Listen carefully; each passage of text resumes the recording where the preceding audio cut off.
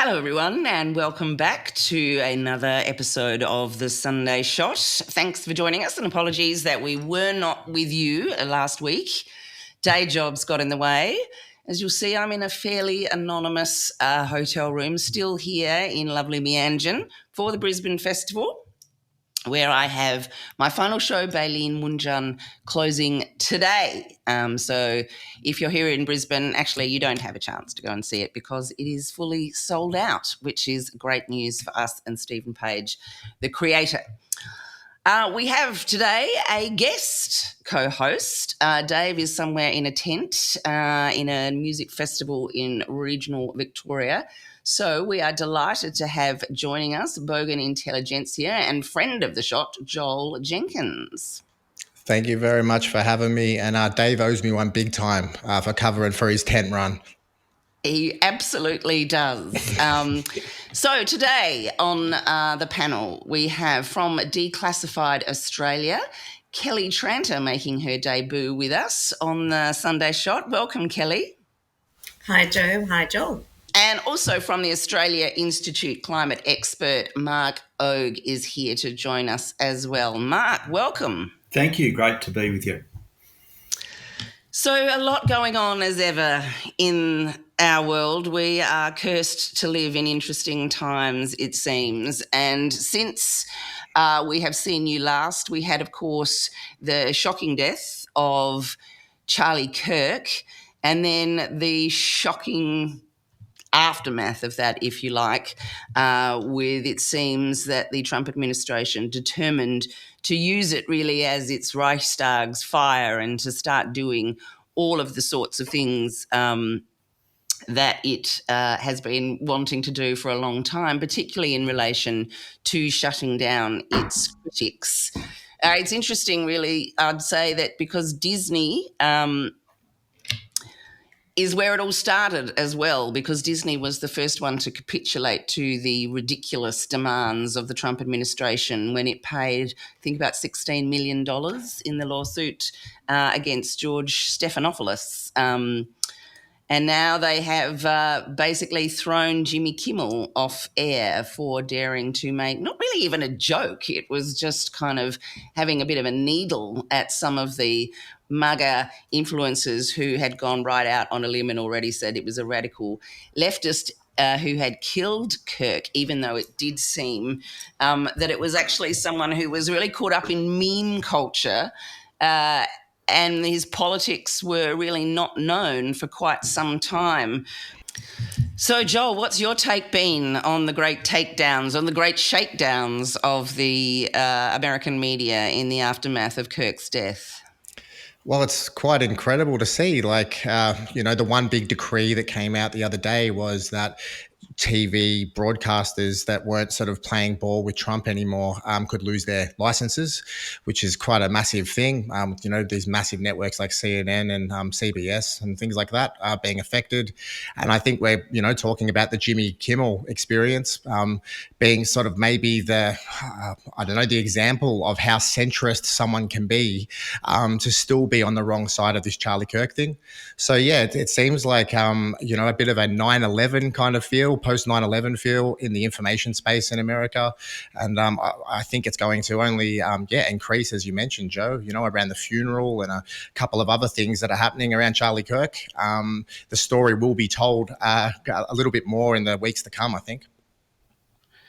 Yeah, no, I mean, even Ted Cruz has come out and said that the FCC and Brendan Carr seems to be behaving like mafioso. We can do this the easy way or we can do it the hard way, threatening people's licenses just now for the act of criticising Trump at all. I mean, these ridiculous lawsuits against the Wall Street Journal, the New York Times, clearly have no legal legitimacy at all. And in fact, the New York Times filing's just been thrown out by the judge, saying it was just like a screed of vituperative rubbish that was no legal merit at all to it.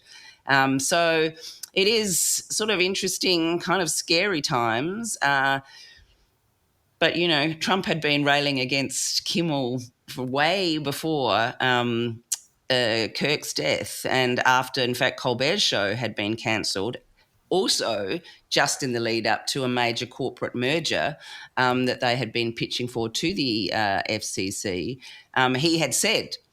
Trump had said Kimmel should be next. And lo and behold, sometime later, that's what's happened. Now, before we're going to open up the conversation to one thing, I'd like to see what Kellie and Mark might want to say about this too. But it seems like there has been some things pushed through around Israel as well, and like there was a bill proposed to revoke passports for people critical of Israel in the wake of this.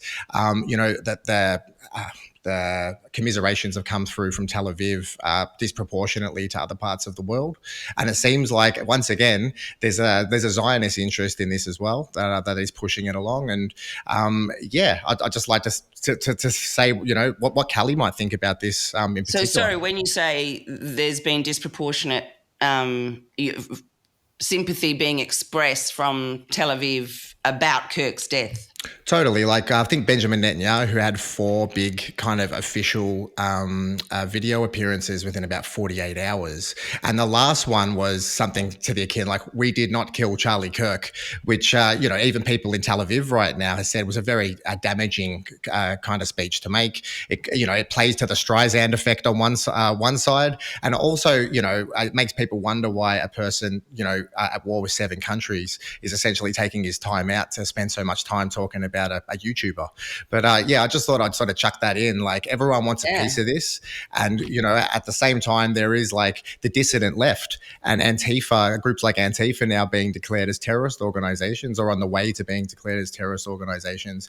It just seems like Jimmy Kimmel might be as left as you can get in the new America. And there could be a really bad kind of period ahead for the dissident left, the left that wants to kind of make a real change in the country. So, just something to say. Well, that's an interesting thing, isn't it, Kellie? Because this whole idea about Antifa, Antifa isn't an organisation. It's an idea. It's anti-fascism. So the idea that there is an organisation to name as a terrorist organisation is the first thing, which is kind of pretty ludicrous. But the second thing, to cast as the baddies the people who are opposed to fascism, just seems to be another indication of things going terribly wrong over in America. Well, thanks, Joe. I think there's a bigger picture when it comes to what is happening in America, and big questions for Australia to ask in terms of whether we're partnering with an authoritarian regime, belligerent authoritarian regime. And I don't say that lightly, and I've often wondered whether I'm overpitching it. Emma might have more to say about it, but there's this accumulation of power, and it's used to suppress competing ideologies and dissent in the United States. So it's Project 2025. Trump is using executive orders and federal funding, memoranda and proclamations, gaining powers by claiming emergencies. Congress is intimidated, overwhelmed, it's sitting on its hands. So Australia, in particular, is naively, I believe, hoping the US returns to normal after Trump goes. And, of course, it's not going to happen. The extent of social fracture and political violence and instituting things that can't be reversed. So Trump's tearing the whole thing down. The whole house is being torn down, and it won't be a very pleasant place to live when he's finished. So I think we need to start as a country thinking about the type of partnership we have with the United States, which is not what it once was. I could not agree more, and that is a very good point at which to go into Dave's interview with Emma Shortis, friend of the shot, also from the Australia Institute, where they talk a little bit about that very issue. So we might throw to that now and then come back and talk a bit more about that. Emma Shortis, thank you for joining us. You've just written a piece in The Conversation about Jimmy Kimmel's we'll call it a cancellation, but what we are seeing with a pattern here, preceded with Colbert, is that these giant parent companies are seeking to do business deals, and in order to do that, they need to be in the good books with this president, Donald Trump, and we are seeing capitulation. It is wild, Dave. I think, even when you know what Trump is and what he's capable of, it's still shocking. And I think the speed at which it is occurring and the speed at which the capitulation is occurring is also quite shocking. And I think that was particularly true with Jimmy Kimmel, because the timeline is so short. You know, the chair of the FCC, Brendan Carr, who is a Project 2025 guy, you know, like he's all in with the Trump movement, went on a right-wing podcast and said that broadcasters who were showing Kimmel's show were running the risk of losing their licenses. And that night, like literally a couple of hours later, ABC's come out and said that they didn't say cancel. They said, I think the word they use is preempt, or some, you know, some silly language, the Kimmel show indefinitely. So yeah, the timelines are incredibly short. It's so clear that the administration is, you know,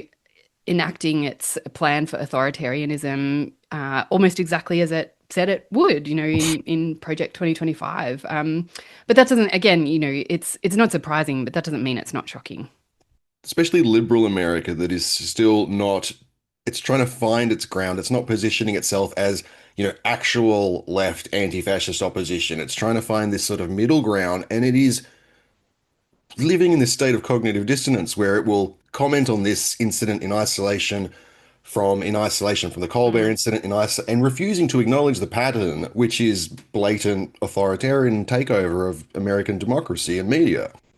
100%, you know, and I think that's, I mean, the Trump administration and the movement broadly is really good at making it so difficult to separate the signal from the noise, you know, to sort of force you to focus on these moments one at a time in isolation rather than as a part of a whole pattern. But you're right, it's clearly a pattern. You know, the Kimmel cancellation happens at the same time as the Australian Broadcasting Commission is banned from Trump's UK press conferences, at the same time that Trump is now sending the National Guard into Memphis, at the same time that he's threatening to ban mail-in voting. Like, all of this is happening at once. And you're right that, you know, liberal America is, I think, caught up in this singular incidents or even a kind of politics that like predates Biden even, you know, to have the darling of the New York Times, Ezra Klein, running around, you know, talking about how Charlie Kirk was a champion of free speech. And the problem is here that, you know, liberals and the left aren't willing to debate their political opponents. Like, that is, it's, I mean, you could call it naive, but I think it's bordering on dangerous because it's such a dramatic misunderstanding of the political reality of the US today. It's also a misunderstanding of the value of debate against fascists. I mean, what, we're gonna op-ed our way out of this? I can't see that being viable. But I mean, that is still the mindset, isn't it, of liberal and, you know, centrist America, that like if we just put the words in the right order, if we just explain the facts to them in the right way, then they'll understand and they'll realize that racism is bad and they shouldn't do it. Yes, it's asking an awful lot of reason and empathy from people that are showing themselves to be tyrants, which would be, again, it's just cognitively dissonant. What are we seeing on the streets of Los Angeles and Chicago, etc.? Yeah, so I mean, of course, this started with Los Angeles, where Trump deployed the National Guard against the wishes of the governor and the state leadership, which is brazenly unconstitutional. Though, you know, we know he doesn't care about that, and that was always a test run. And I think they were open about the fact that that was a test run. Trump, of course, then sent the National Guard into DC. And when they announced that, he listed off the cities that were next. You know, he talked about Chicago, he talked about Baltimore. And now they're sending them into Memphis, Tennessee, which I think is a little bit jarring because Tennessee, of course, is a Republican state, but Memphis is a Democrat-run city, as Trump would say. So this is, you know, I think this is part of that broader picture where Trump is using the agencies of law enforcement and the military to sow fear and suppress dissent and extend that chilling effect that is already occurring in the United States.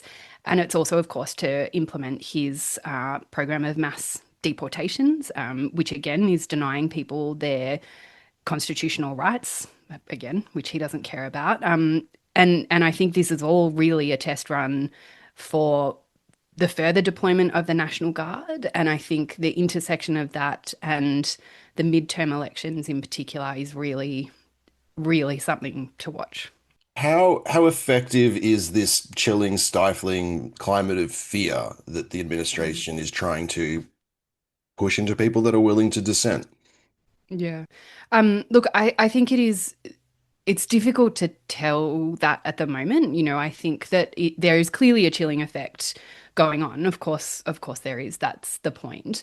But we are still seeing really significant grassroots resistance on the streets, particularly to deportations by immigrations and customs enforcement by ICE agents, where you have, and you'll see, videos of this on social media all the time, particularly elected representatives using the power that they have to resist arrests, to resist incursions by ICE agents into places like, elementary schools and people's homes. Like, it's horrific. But people are afraid, and I think rightly afraid, and that will inevitably have a chilling effect. But it's not inevitable that it works in that linear way. I think that there is resistance, and further oppression will engender more resistance and more dissent in some sectors, and it may be uneven. But it is a genuinely really dangerous situation, I think, when you have a president who is, openly talking about retribution against, really like anybody who he defines as his enemy. And that's a pretty broad group of people. It is, and I've noticed that they're doing a trick that they did in the early 2000s with the war on terror, declaring a war on a nebulous concept. And they're talking about criminalizing Antifa, which isn't a collective group that has a membership name.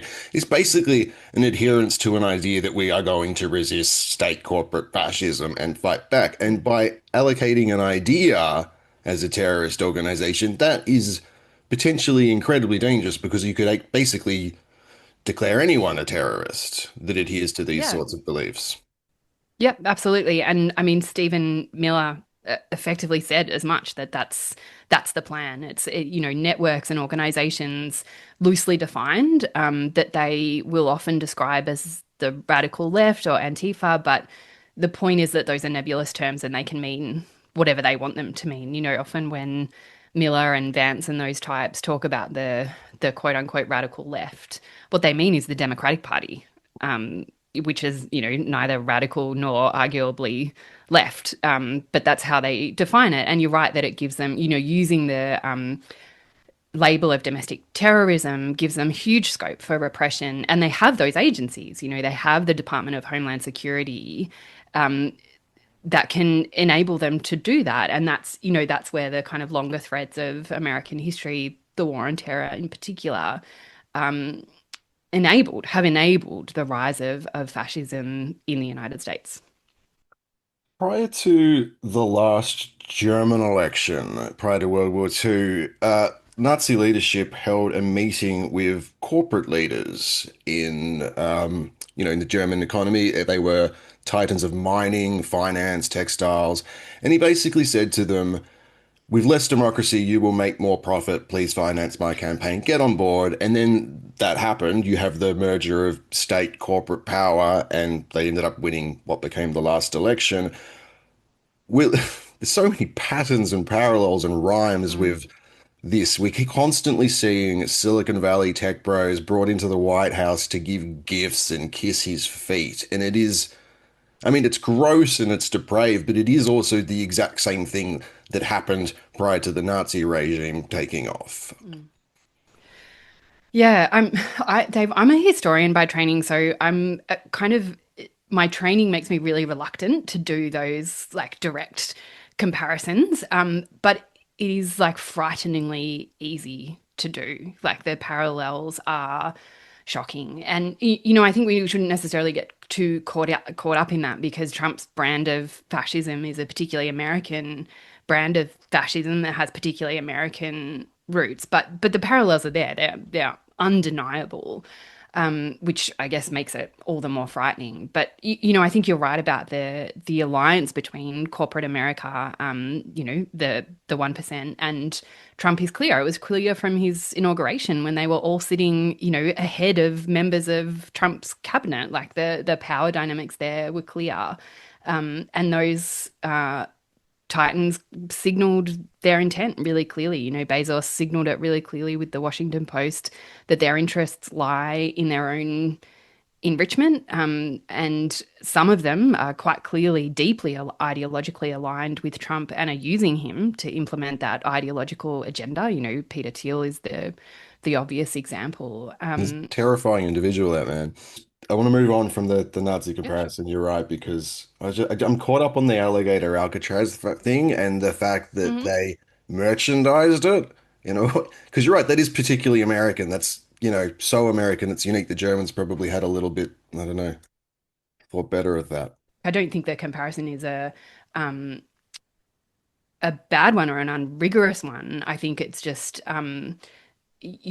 understanding the threads of American history that got us here is really important to understanding Trump's rise and how he's able to use the levers of power in that particularly American way and build that particularly like American aesthetic that you identified, the Trump branding and the weird, AI images of him as like a superhero and the emblazoning the Oval Office with gold. Like it's a particular aesthetic that Trump has created that is, I think, fits very well into our understanding of fascism as an ideological movement. Trump has been better at that in the United States than almost anyone else.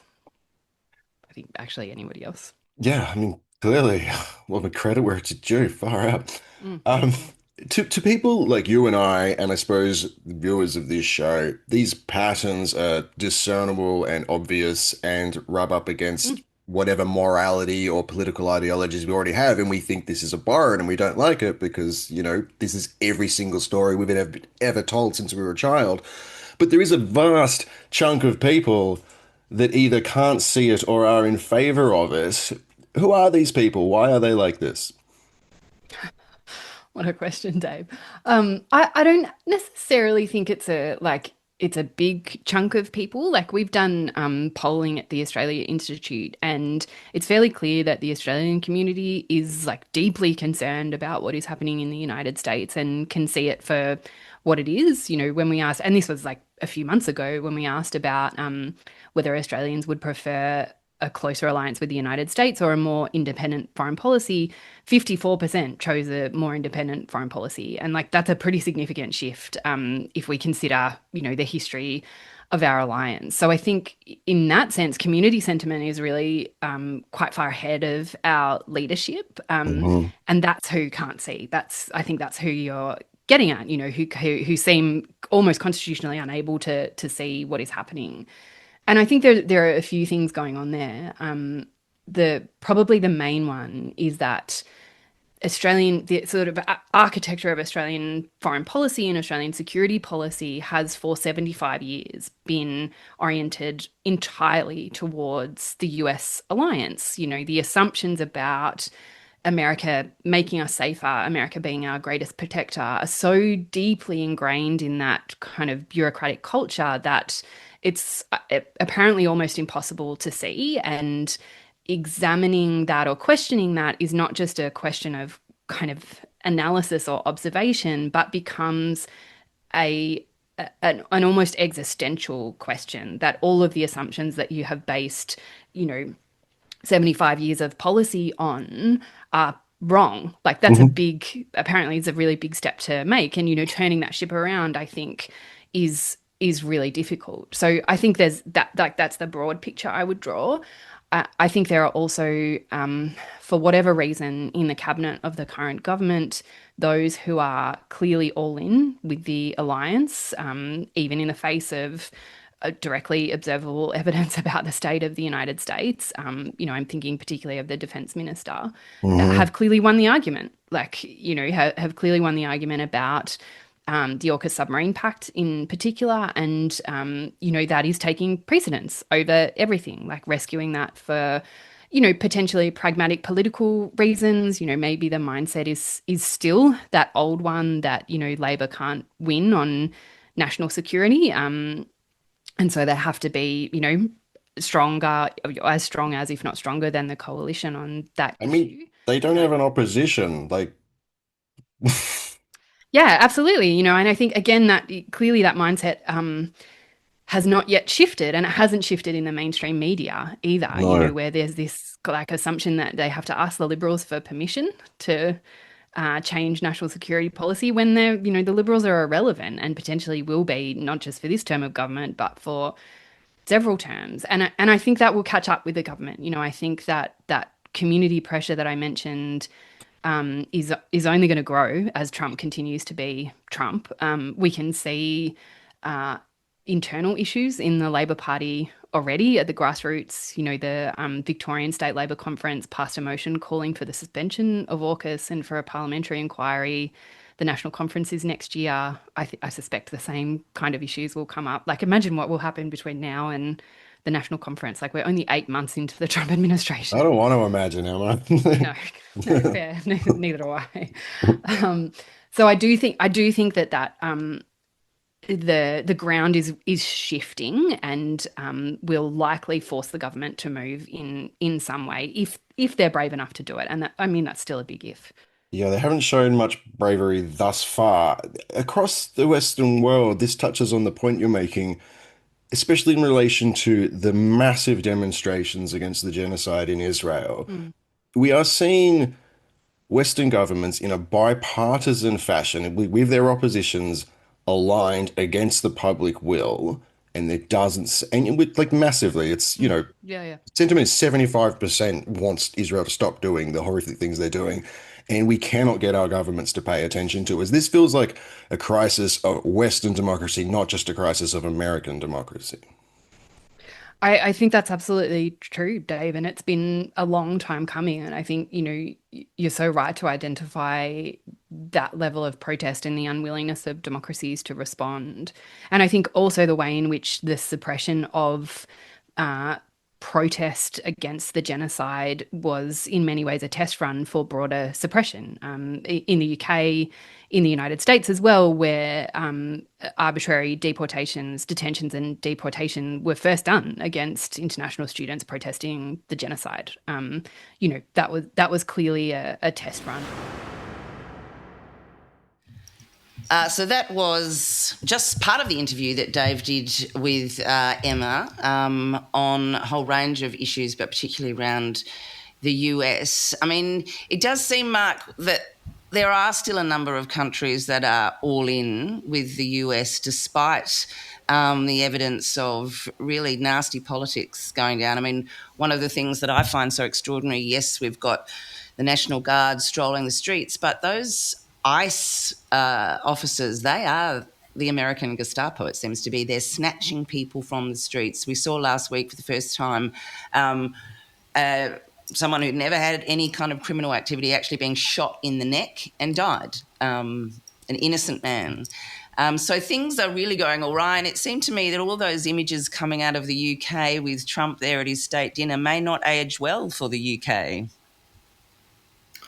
Yeah, look, I can only echo Emma's comments that, from the Australian perspective, to just kind of keep strengthening our bonds with the US militarily and strategically, while you can see the kind of rise of, call it what you like, fascism, authoritarianism, that kind of thing. It's just a sort of a bizarre spectacle to me that, at the very same time this is happening, we're doubling down on this AUKUS alliance. So I really, and I don't think it will age well. It's going to look really bad, like if you were sort of an ally of Germany and then the Nazis took over and you doubled down on that alliance, that wouldn't have aged well. And So, I know it was interesting. The King actually name-checked AUKUS at the state dinner as well. So clearly everyone's feeling a little bit nervous about it now, apart from Richard Marles.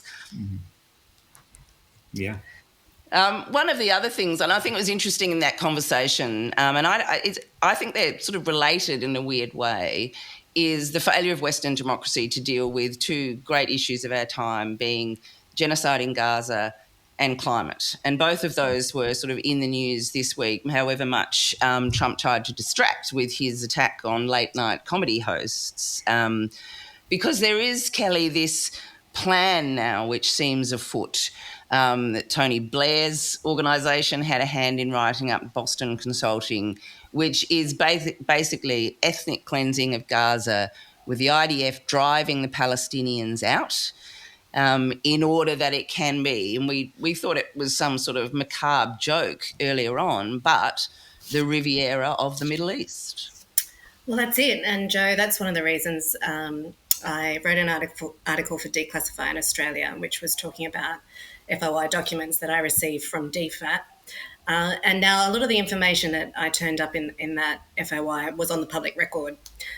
Trump's calls it's an open call by the President of the United States for the ethnic cleansing of Gaza, which is pretty extraordinary, amongst other material. And it was described really as routine information only in the internal documents. Some advice was obviously sought at some stage for reactions to this open call by the President of the United States for ethnic cleansing. But what was really interesting, and one of the reasons I wrote that piece, which Declassified Oz, Peter and Anthony very kindly ran with, very bravely sometimes, is because when journalists put to the Prime Minister of Australia, Anthony Albanese, what his reaction was to President Trump calling for the ethnic cleansing of Palestinians from Gaza, he described it as, well, I'm not going to give a running commentary. Now, that in reality means I don't want to talk about it. Yeah. Okay, and this is how Aukus is pressing on, because not only with Aukus are we not seeing what has actually been agreed to. We haven't seen the document, the principal document. When Emma's describing this United States of America with the repression of citizens and opponents, it's bullying people internationally and threatening them militarily, economically, it's bombing countries, it's a principal partner, unconditional support for Israel in its genocide against Gaza. There is no conversation here about what that means for our alliance, whether it reflects our shared values, whether this is the United States for the foreseeable future, whether Trump's there or not. And so it was in that vacuum that I wrote that piece to say we really need to be having a conversation about what we're tied to, what America is doing both domestically and internationally, because they are charged with the responsibility. We are linked to them in circumstances where they're even the Department of, changed the Department of Defense to the Department of War, which of course is, let's drop the euphemisms, and is more accurate because the Department of Defense of the United States is not for defensive purposes. But these are alarming things to Australian citizens, and just shutting it down by saying we're not, going to have a running commentary on these issues. It's really an insult to the intelligence of Australians who really want to talk about this, to see whether this is in fact the way we should be moving forward, or whether we should be steering towards an independent foreign policy, which is what Emma raised. And Kellie, I just thought I'd just chuck in there. The 250 representatives and senators that attended Jerusalem, a conference in Jerusalem called the 50 States One Israel Conference. So you were across that one there, coinciding with Rubio and Huckabee in Tel Aviv again, sort of hanging out there. That conference was incredible. That was 200. I just published an article called Wag the Dog. I sort of called it. And look, having that many, that's a large double-digit percentage of American representatives flying together. It's actually the largest single foreign delegation in US history assembled in one area. And it's just sort of incredible to see that rolling through. And I kind of wanted to ask you, I've been saying it for a little while, but like it feels like there's a bit of a crossing the Rubicon moment happening here, where the Republic is transferring over to the despotism, like in the Roman Empire, right? And there's a lot of like Roman files in Washington that kind of, see themselves following this pathway. And I wanted to ask you if there was a little bit of an element to that there, do you think, in the ideological decision making of where America's kind of tracking at the moment? Well, I can't really speak to that, but I do know that FOI documents show that the Australian government is well aware that the ongoing impunity of the actions occurring in Gaza undermines international law. So they're well aware of that, and they would have advice on that topic. And I think we need to bring it back to Australia in terms of our government trying to maintain a position that it has a legal discretion about whether or not it complies with its legal obligations under international law, right? At the moment, they seem to constantly trot out these lines. I don't know who is providing the talking points, that we're not a major player in the Middle East. There's not much that we can do, obviously, and that not much we can do to affect matters in the Middle East. Well, of course, that's not the test. And there are very clear legal obligations under international law that were activated at least from the 24th of January 2024 by the International Court of Justice, which found a plausible risk of genocide. And from that point onwards, if not before, the Australian government was under an obligation to take whatever steps within its means to prevent a genocide. And of course, that hasn't taken place. And so it's almost like they are trying to persuade the Australian public that they've got some sort of, it's optional. Compliance is optional. And in fact, the FOI documents turned up the fact that we probably were on notice, at least in November 2023, of the risk of genocide because of the emails coming through from international law sections talking about UN experts basically suggesting that there was a risk of genocide, calling on nations to act. And that's all on files, and there's redacted material which related to advice that was probably provided to either the minister or deliberative material. So we've known about it and we've carried on business as usual, and we've ignored the behaviour of our principal strategic and security partner. We just don't talk about it. We've continued to engage in trade, diplomatic relations, the export of defence parts and components. We've operated a trade office in West Jerusalem. And on the list goes. The information's all on the Declassified Australia website.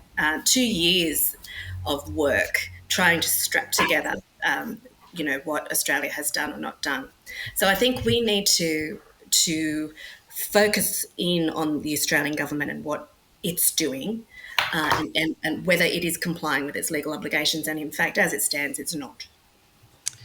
Mark, do you think the Albanese government is actually shaping up to be pretty much a failure on foreign policy? I mean, we're seeing the failure to act in relation to Gaza, trying to pretend that nothing's all right with our previously strongest ally, the States, ongoing contretemps about whether or not Albanese will get to meet with Trump at the UN. But we also saw some pretty big failures in the Pacific over the last week, where Albanese flew in to both Vanuatu and then PNG specifically to sign these agreements, which were supposed to be trying to shore up our position as the partner of choice in the Pacific and keep China at bay, and leave empty-handed in both instances. Both because it seems there are some members of cabinet in both of those countries who don't want to, rule out the possibility of working with China and particularly accepting investment in infrastructure, but are also just pissed off with Australia for failing to act effectively on climate change. Yeah, well, the Vanuatu Climate Minister, Ralph Regenvanu, specifically pointed to the approval of the Northwest Shelf gas export project in Western Australia. And the timing for that was amazing. So for people who don't know, the North West Shelf gas project is the largest gas export project in Australia and is one of the biggest fossil fuel export projects in the world, and has enormous emissions. And despite everything we know that's happening with climate change, the Western Australian and Australian governments have allowed it to have given it an extension to 2070. And, the irony of that is not lost on Pacific leaders who just see it as a complete slap in the face. And it exposes, the Australian government's rhetoric to this, about sort of, acting on climate to help protect our Pacific neighbours and all the rest of it as empty platitudes. So I'm not surprised that the Prime Minister left empty-handed. No, I mean, you do just see these platitudes, these sort of mantras of the Pacific family, and we're all in this sort of together, and yet failing to take meaningful action. I mean, so this week was interesting, to put it mildly, because we had finally the release of the climate risk assessment report. With some really kind of diabolical futures outlined there as not just possibilities, but actually now probabilities and certainties in certain levels, certain degrees. And then that was back-ended by the announcement of the new 2035 targets, which were considered to be at the very much lower end of the spectrum when it came to ambition. And that will not prevent certain really quite dramatic changes in our climate and thus our lifestyles. Yeah, so the government's kind of empty platitudes to the Pacific, I think, sort of extend to Australia as well. So the government, to Australians as well, I should say. So the government sat on that report for a year. They clearly didn't want to talk about it. They virtually never talk about climate change, which is by far the greatest threat to Australia's national security and the well-being of all Australians. Well, I guess there's some competition now with regional insecurity and the rest of it, but it's a massive threat. Looks like we're locked into around 3 degrees warming, which is utterly catastrophic and will wreck everything good about our lives. I don't think Australians, like, the language of all these things is sort of a little bit abstract and statistical, but, I don't think people, because the government doesn't talk about it. I remember years ago when I was younger, I used to smoke cigarettes, and I knew intellectually that it was really bad for my health. But at the time, it's a long time, decades ago, everybody else was smoking and the government wasn't talking about how bad it is for your health and all of that kind of thing. So even though you sort of knew it, you looked around and you thought, well, if everybody's doing it, it can't be that bad, and there was a lack of government leadership. And I think that's what's happened on climate. And they've finally sort of felt, well, we have to release this thing, and they've got it out there, and then they've done the targets, they've decided on the targets. And I've got to say, on the targets, there's this silly thing about 62 to 70%. Of course, it's a 62% target. Yeah. Because if they reach 62%, then they've hit the target. To have a range would be like the Reserve Bank saying, well, we've got an inflation target of between 2 and 6%. So, if we get it to 6%, done deal. So the 70% is just to make it sound more ambitious. So it's a very unambitious target. And the reason that it's so ambitious, and the reason that the Australian government is betraying the Pacific like this, is that they are approving massive new fossil fuel projects like North West Shelf all the time, and they want to keep doing that. And they can't have an ambitious target if they're going to just keep approving these massive new export fossil fuel projects. The Australian government and other governments they play a bit of a trick about climate policy. They have climate policies like say, the safeguard mechanism or renewables, and that's kind of in the climate policy bucket, all the things that will incrementally reduce emissions here and there. But the totality of their policies that impact climate aren't reducing emissions, they're enormously increasing emissions. Australia is the a lot of people probably don't realise, but 80% of the gas produced in Australia is exported and 90% of the coal. And Australia is the second largest fossil fuel exporter in the world and the fifth largest producer. So what we do really matters. We are cooking the planet well beyond, disproportionate to our population size, and having a massive impact. And that determination to keep doing that is why the Australian government will not sign up to an ambitious targets, and has historically, and it looks like it will continue to, play a climate wrecking role in terms of international negotiations towards seriously tackling climate change. Mark, I just wanted to ask, we are becoming this gas giant, whether we like it or not, and whether or not we profit from that just on a basic neoliberal basis is to be said. But I just sort of wanted to ask you about the political capital of climate now. You mentioned it wasn't really brought up in the election. And now you have blokes like Hasty. Hasty released a video a day or two ago in front of like an XY Falcon going, remember the good old days, we need cheap energy, guys. You can tell that the Liberals are really going to push this one here. And I think due to maybe a lack of legacy information coming into a general population that speaks about national discussions that speak about climate, it's sort of going away a little bit. And combined with the great power competition, it seems like America wants Australia to be a gas station in the south somewhere. So I was just looking at the SCO the other week, and just incredible, the Shanghai Cooperation Organization meeting, where China essentially looked to bankroll the green energy of 5 country member groups there. There's a green steel deal that was kind of made with Xi in Beijing, which I wanted to ask you a little bit about there.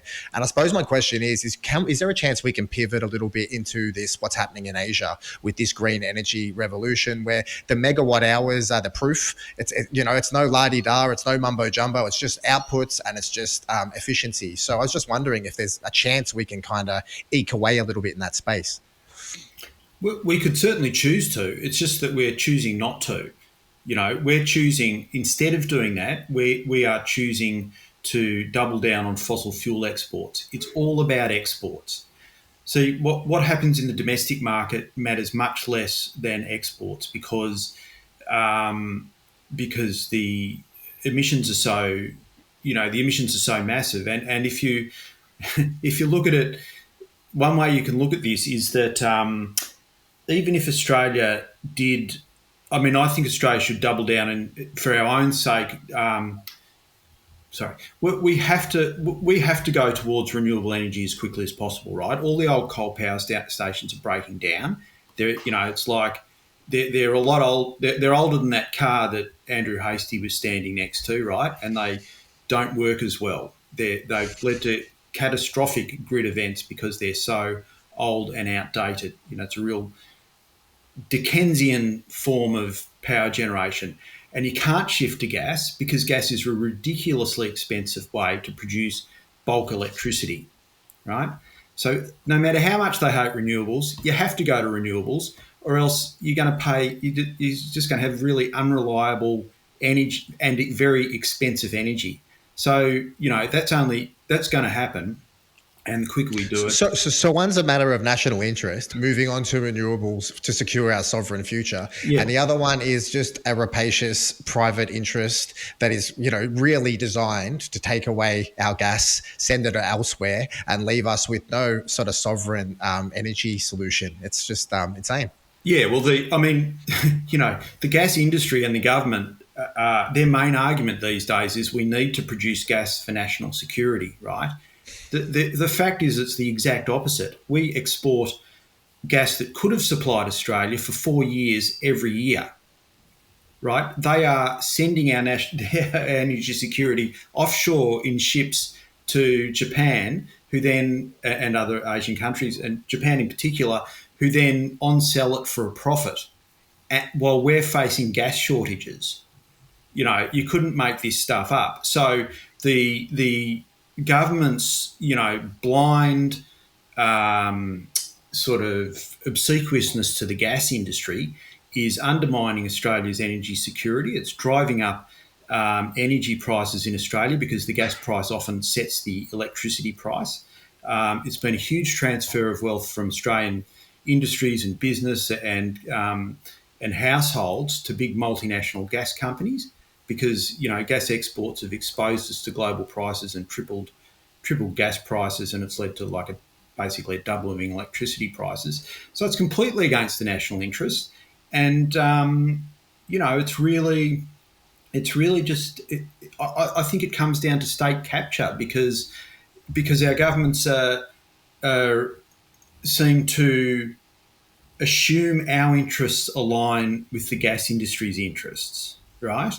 And this is kind of the funniest thing, because if you look at, so what are our interests? We want sufficient gas at cheap prices, and so we don't want to have shortages. So sufficient gas and low prices, and we want to get a good return for the sale of our gas, right? We own the gas, so you want to get the best price possible. What does at a bare minimum, right? At a bare minimum, right? What does the gas industry want? Well, they want to export as much gas as possible. They're exporting 80%, so they're doing well on that front. They want to charge us as much as they can, which they're doing. They're price gouging us for our own resources all the time. And they're getting half the gas that they export from Australia for free. None of the gas export projects have ever paid petroleum resource rent tax, a tax designed for the oil and gas industry that's been in place for 40 years. And a lot of them, year after year, don't pay any corporate tax. So it's a massive, it's a robbery of Australians that's also wrecking the climate, aided and abetted by our elected representatives. So on the question of wrecking the climate, one of the things that Chris Bowen was saying throughout the week repeatedly was that the 62 to 70%, which, as you say, is really a 62% target, that's the only target which is achievable. So there's no point being ambitious if you can't achieve it. Well, what would be your response to that? Well, the reason that it's not achievable to have a high target is that they want to keep exporting, approving massive new export gas projects, which besides having most of the emissions are overseas, right? But there's also a considerable amount of emissions in Australia that are counted in Australia because of the energy used to process the gas and also methane emissions, right? So the reason we can't actually have an ambitious target is the Australian government wants to keep approving massive new fossil fuel projects, gas and coal. So if you want to keep doing that, if you want to keep approving massive new fossil fuel export projects, it is unachievable to have an ambitious target. I'd like to add to that and run it past Kellie, actually, because there's like a geopolitics of energy here at play. And I know that some of the big kind of petro states out there are just pushing through into brand new territories. And we could even argue what's happening off the coast of Venezuela is about running the heavy crude petroleum plant down in Louisiana that one of few in the world that is empty at the moment and just needs big sludgy bits of crude to run through it in order to turn a profit. But, Putin talks about unlocking parts of the tundra in Siberia. And, Trump talks about unlocking parts of the Northwestern Passage. And even the Chinese and all the powers of the world are talking about how these hydrocarbon kind of bonanzas are going to be happening in all these parts of the world. So where does that leave the climate discussion? And with all these kind of geopolitical crisis points and omni-shambles everywhere, how the hell can, these kind of G20 countries even dare to talk about this issue anymore when you've got these people sort of pushing through regardless? Well, it's a good question. And obviously this is not my area of expertise, but some time ago I did look at how the government proposed to respond to an increase in temperature and what comes with, I think, Mark, you mentioned 3 degrees of warming by 2025.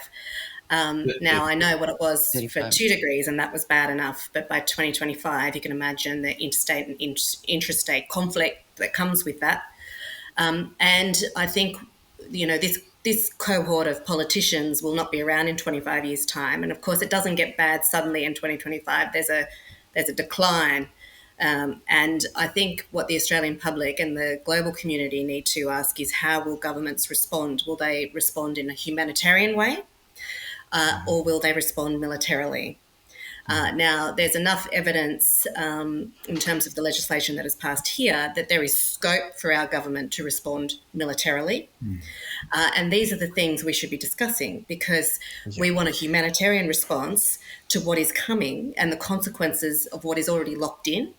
And the Australian public need to be very clear of what that means, and to ensure that we're not having some sort of paramilitary defence response to social unrest caused by an increase in temperatures domestically. Yeah, look, And the transmigration of populations, climate refugees. We could be looking at absorbing half of the Pacific Islands population into the Australian population in the next, Correct. few decades. So yes. Yeah. Sorry, Mark. Oh, no, I couldn't agree more. I think they're putting the pieces in place, with the protest laws and, immigration kind of policies and that sort of thing to, basically respond to regional, regional unrest and domestic unrest and all the rest of it that will come when it hits people, that actually this is just, when the disastrous consequences flow through. So they're putting those kinds of things in place. And, in the climate risk assessment that was released last week, they said, the first impact they talk about is that it's going to have severe consequences, or there is a severe risk to defence and national security. Like, that's number one, okay?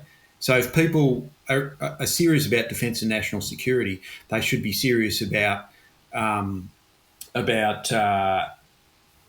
dealing with climate rather than getting nuclear attack subs and old Holden cars, right?